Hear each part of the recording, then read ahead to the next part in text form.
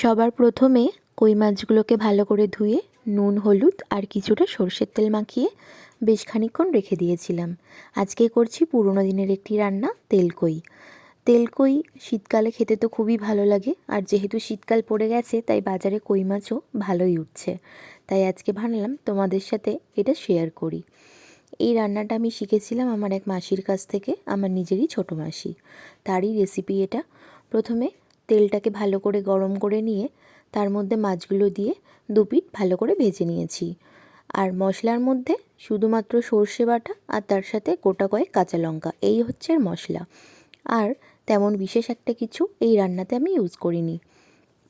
মাসি যেমন যেমন করে আমি ঠিক সেভাবেই আজকের রান্নাটা তোমাদের সাথে শেয়ার করলাম।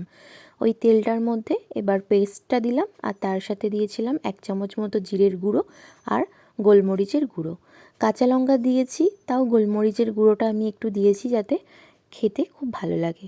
ব্যাস, এটাকে একটু ভালো করে কষিয়ে নিয়ে বেশ খানিকটা জল দিয়ে একটু ফুটে গেলে জলটা, তারপর ভাজা মাছগুলো ছেড়ে দিয়ে 10 মিনিট মতো লো ফ্লেমে রাখলেই একদম তেলকই রেডি।